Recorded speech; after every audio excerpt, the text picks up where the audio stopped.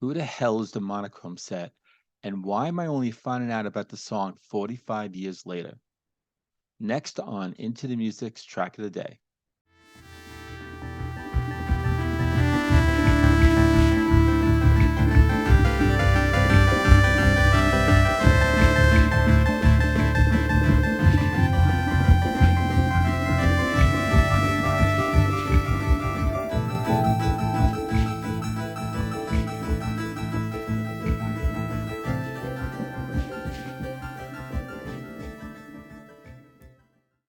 So I'm in Spotify the other day. I mean, like literally the other day. I just found out about the song. I mean, this thing's been sitting around for 45 years. It should be an instant punk rock classic. It should be known by the whole entire world. Uh, Instead, it's like an obscure song. I mean, it's got to be. I'm right now. It's like I love this song. What do you mean obscure? I mean, I mean, my ears are open, my eyes too, and looking. The fact that I'm only finding out about the song now. In fact, if you go into the Wikipedia page for the band, they don't even mention the song. They say that they released several singles in 1978 when they got their start. They don't even mention this effing song. So right there, that's proof. I mean, it's not getting its just due. So I'll save a lot of this for after the song, right? Because that's what we do here. You know, I go into a little thing here in the beginning, and then on screen, you know, I'm listening with my headphones and I'm going crazy and all like that. And then I'll talk about the song and the band more. But I can't believe it. So you know what? Let's get into the song, and then I'll rant and rave in a few minutes.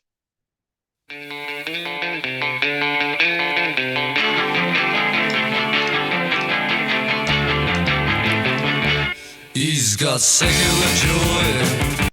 That beginning is fire.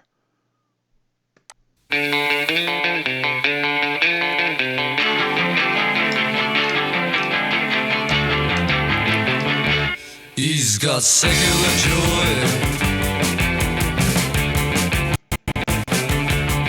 He's a peculiar boy. But now the luster is gone, the peculiar boy is no more. Who'll save him from being a man, not me? That bass line. And the band just tight all around that. Ah, it's so good. Got precious youth, forsaken forsooth. But now the shine grows in change tradition for whim. Who'll save him from being a man, not me?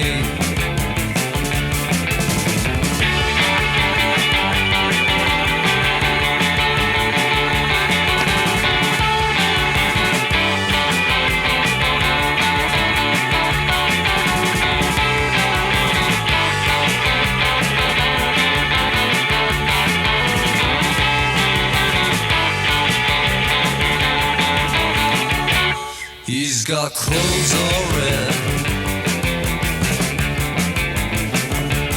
on a purple bed. But now the rest in his eyes, he's no longer a prize. Who'll save him from being a man, not me? He's a peculiar Again, that boy. bass line is just crazy. I mean, it's just repetitive, but it's just so freaking good. Ah, it's intoxicating. And that drumming, the drummer, we can't forget about that guy. Ah, he's the glue.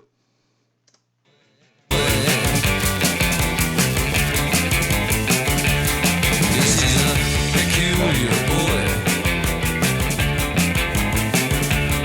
But now his skin is black, he shows a certain lack. Who'll save him from being a man, not me?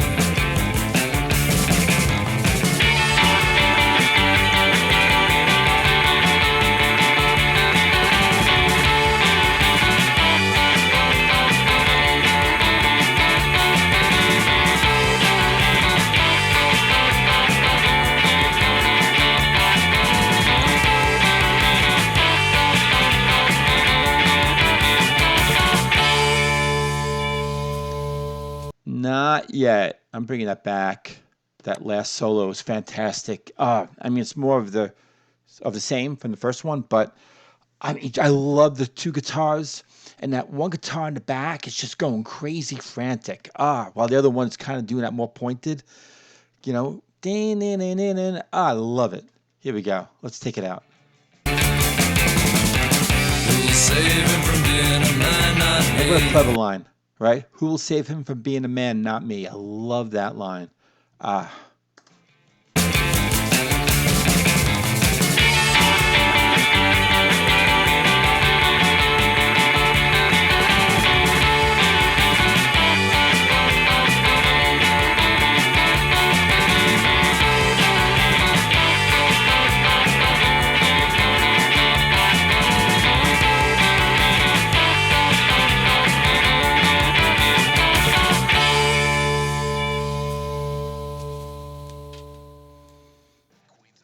Queens of the Stone. Queens of the Stone Age.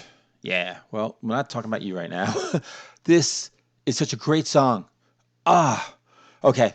Uh, I'll save it all for the other side. Let's go. Oh, isn't that great? I love this song. Again, just the other day. And it's just instantly one of my favorites. I can't believe that, again, 45 years and it's been hanging around and I'm only finding out about it now. Those guitars, the bass line, uh, and that fire beginning, uh, and then boom, these really interesting vocals with some production on them. In fact, and I might get in the comments like, "Why'd you use that version?" I gotta tell you, it was really kind of confusing because there's He's Frank, and then there's He's Frank's Slight Return, and that's the one I'm using. But there were other videos with the audio that just said He's Frank, and it had the same playing, the same production. It seemed like the same version. So, and then I found this one from 1983, and it's really raw. And I like that a lot. I was actually teetering. I was going to use that one. I think I would have had tomatoes thrown at me. But then who knows? Maybe this is not the right version, but I don't know. It sounds damn good to me. And again, the hot guitar lick that comes in, right? And then the vocals with the production. And interesting lyrics too. I'm going to actually read them off in a few minutes. And then this real crazy guitar playing with the first solo, and then it wraps up with the second solo set. And again, it's like two guitars, and one is kind of like going really crazy, and the other one is more pointed, and ding ding ding ding ding ding ding ding ding ding ding ding bam bam bam bam bam. I mean, meanwhile, the guitar's going crazy in the background. It reminds me of Wilco. Um, get his full name. He recently passed away. He was guitarist for Dr. Feelgood. This song has that Dr. Feelgood song, and I could just picture Wilco, doing that kind of like stepping in and stepping out as he's playing guitar, and kind of moving in, moving out, moving in, moving out. It really had that Dr. Feelgood feel, which is actually a really good thing, because they were pretty amazing. Wilco was pretty amazing. And this song is pretty amazing. I'm so excited about this. I don't know. I'm hoping that people put it in the comments, yeah, it's about time you heard the song. And the Monochrome set, like I never heard this band before. And it's really interesting, right? So they formed in 1978, from what I was looking at online, 1978. And they started off as the B-sides. And what's really cool, Stuart Goddard, a.k.a. Adam Ant, he was part of that band. So not the Monochrome set, but the B-sides. And Bid and Lester Square. So Bid is the principal songwriter and lead singer and guitarist, and Lester Square was also one of the guitarists. Now I say was because I don't think he's part of the band anymore. There were sort of three versions of this band. The original band was 1978 through 1985. And like I said before, on the other side, I mean, you go to the wiki page, and they say several singles in 1978. Like, why would you not mention this song? And here's the kicker, right? So after like I found out about the song and I'm listening to it, and now I'm like, I gotta know about the song. And I find out that Iggy Pop did a version of this. And if you go to some of those versions that are on YouTube and you go into like the comments, they're like, this is amazing. Iggy Pop, yeah. And it's only like if you really keep going down and down, then you'll have like a monochrome set fan or something that says, hey, you know, sorry to break it to you, but this is a cover. Monochrome set did this song. And I gotta tell you, Iggy Pop's version sucks. Sorry. I don't, and I like Iggy Pop. I really do. But it sucks. I guess if he would have wrote it and it came from him, it would have been cool. But comparing his version to this one, oh, no way. No way, Jose. So yeah. Oh, I think that's it, right? Yeah, cool. Um, I love Bid's voice on this. It's amazing. Again, the production on this, on the vocals, on the whole entire song, it's just a 3 minute and 25 seconds or something like that, or maybe even less than that. Just packed electricity. Fantastic. Um, and what's also fantastic too are the lyrics. I think they're really cool. Um, he's got secular joy. He's a peculiar boy, but now the luster has gone.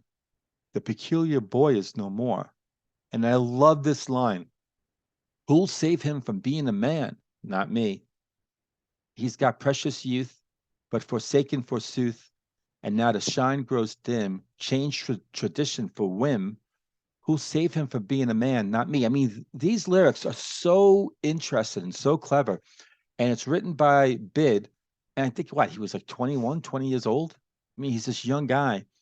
And in interviews, he's talking about how only just like a couple years before that, he was really struggling as a songwriter, trying to kind of, get his groove, right? And like, um, working on his craft. And then he comes out with a song like this. He's got clothes all red, strewn on a purple bed, but now the red's in his eyes. He's no longer a prize.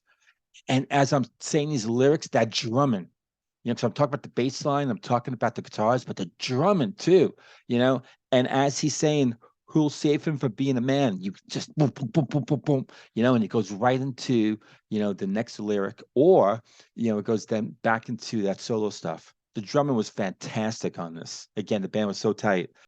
And so then it goes on. I'm qualified, not me. I'm insured to that, not me. I didn't kill the cat, not me. I don't know where it's at, not me. So I'm wondering if this is kind of autobiographical. He's writing this about himself. Because thinking about it, he's really young when he wrote the song. So maybe, as he's growing into manhood, he's kind of being clever, and talking about himself.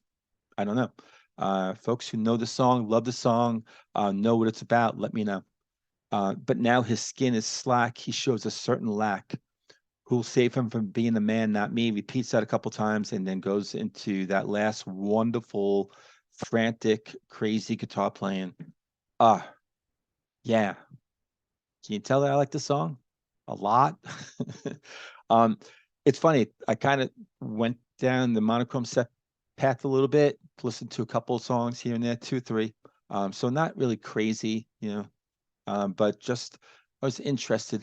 I got to tell you, it's interesting, but I haven't heard something yet that grabbed me like this song. So put in the comments if you know this band, love this band. Let me know what is those other songs, that I should be checking out from this band. So in the meantime, I really hope you enjoyed this, and I'll catch you on another episode of Into the Music.